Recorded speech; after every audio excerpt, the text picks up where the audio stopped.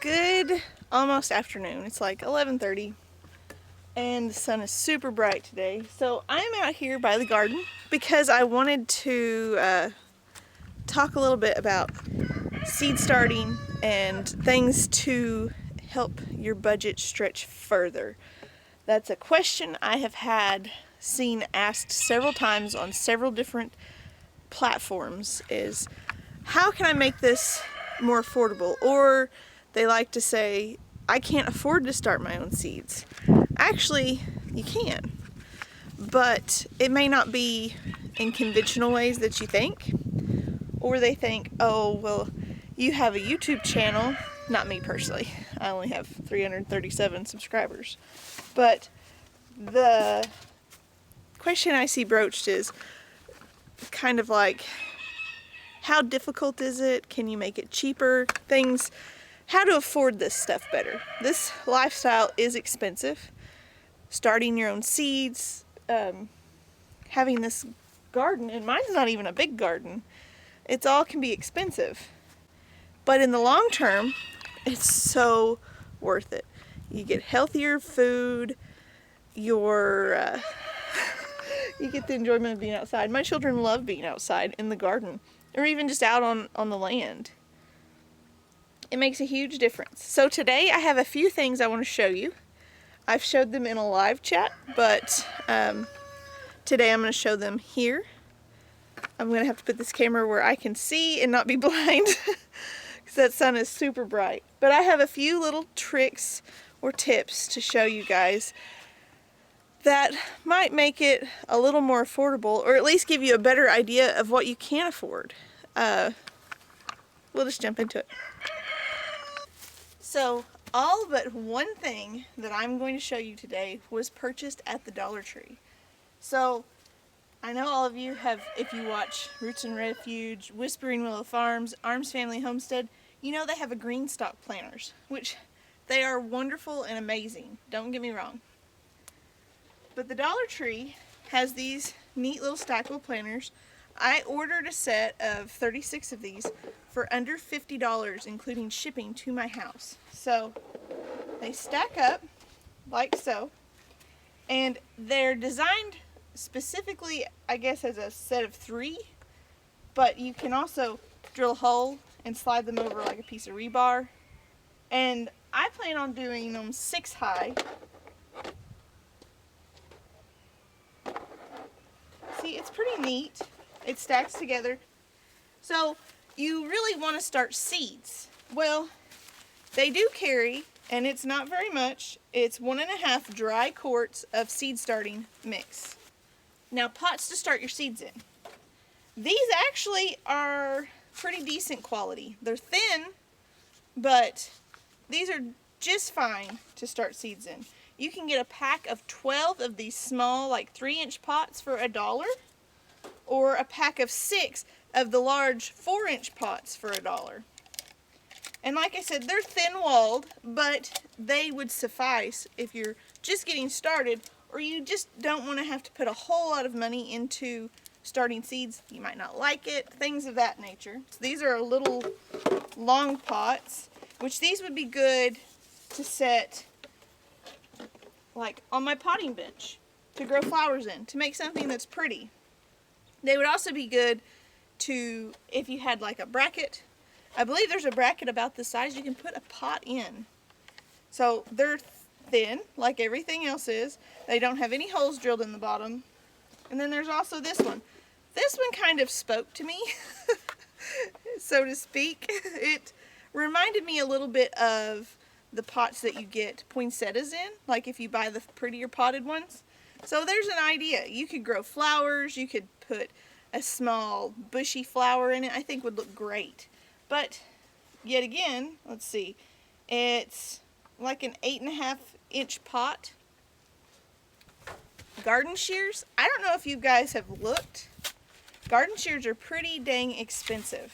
So I went ahead and I picked up, which I don't even have everything right here. I picked up a new set of snips for $1. I used these mostly for okra last year and for pruning my tomatoes. They were plenty sharp. and they lasted me over a year. I still have them in there, but I just decided to buy a new set so I could show you guys. It's just simple little spring shears.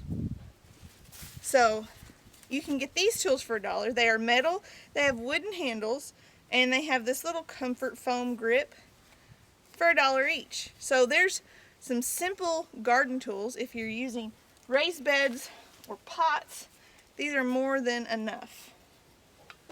So what kind of plants can you grow in things container wise? Well, I grabbed 3, didn't even look at the variety, and they are 4 for $1 at the Dollar Tree, and they say a container variety directly on the package. I got lavender, basil, and parsley.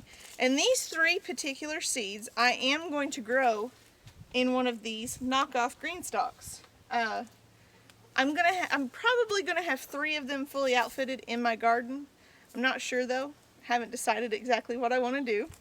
But there's 3 varieties. For instance, I know they had several others that were marked container variety. And the Dollar General also has 2 for $1 and 4 for $1 seeds. So they may have some varieties that you don't already have. I have a cat in the window. So you ask, what is this nasty green trays right here? Well, these trays I purchased for $1 each last year. So these are already on their 2nd year. They're filthy dirty,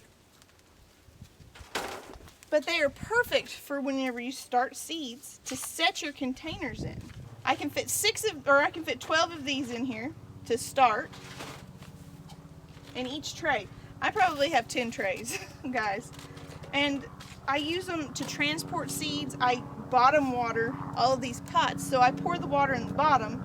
Obviously, it's got about a 1/2 inch, so it works out really well. All right, guys, so I'm ready to see how much is in this potting soil and exactly what it looks like. So I'm going to go ahead and open it up with my shears. It's another good use of shears. So I'm ready to see how much is in this potting soil and exactly what it looks like.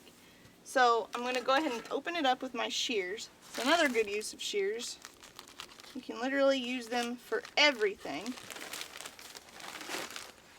So it has a really high sand content in it. It has some woody stuff in it, but overall it's a pretty soft material.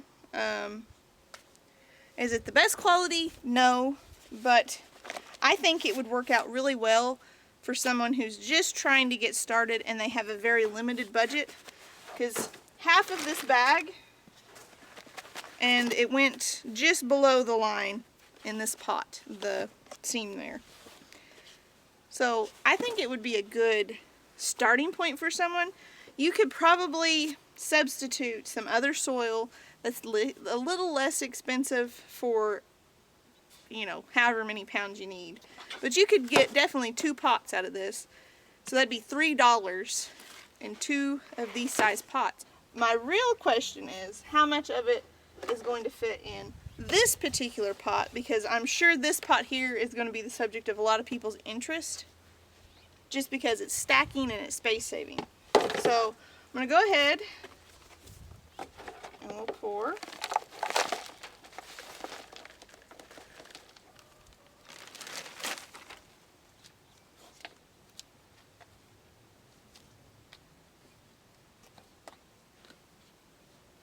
Alright, so as you see, it very neatly fills it up to just below this line in the pot.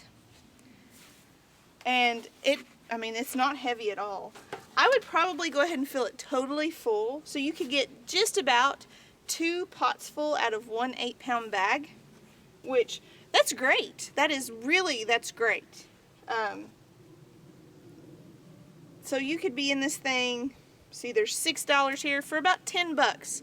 You could have a 6-tier, about 4-foot tall, stackable planter that would save you space, like if you lived in an apartment or you had just a small outside area that you could do things like this in. So this will give people hopefully a little bit of an option to start their own seeds and maybe save them some money in the long run. You got to think about it. this package of seeds probably has about 15 or 20 seeds in it. It is a quarter, 25 cents. And you cannot buy plants for 25 cents. You can barely buy plants for a $3 investment, which would be a bag of dirt, a pot. And this package of seeds, that's under $3. You can barely get that kind of investment out of anything else. Literally, I spent $25, $30 on everything that you see right here. I just thought I would get on here today and show you guys a little tidbit. That's something I worry about, is spending too much money on these things because it's not absolutely needed. But it is things that's nice to have. I love my garden. I spend a ton of time out here early in the morning in the summertime. Like I said, it's a west-facing garden, so it gets really warm in here. But I spend a lot of time out here. I love it. And we're doing some things to make it a little more convenient for Matt so he doesn't have to do so much work. But even without doing that stuff, I would still be out here every morning, early in the morning to work in the garden, or late in the afternoon when the sun dips behind the hills. I love this space. And for, you know, a small investment in the grand scheme of things, I have built quite a pretty good sized garden, a usable space. Is it absolutely perfect? No. Could I have done things a lot better? Absolutely. But I used the funds and resources that I had available to build what we have. So this spring, there's going to be a lot of changes made. The size of the garden is not changing, but how many containers and everything, a lot of that stuff is changing.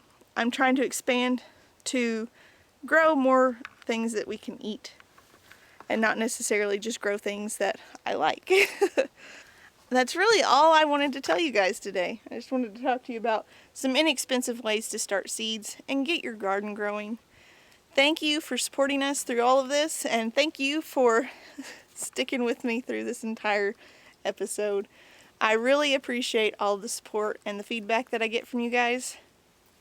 Just know we appreciate it more than you could ever know. Thank you guys for watching. We'll see you soon. God bless.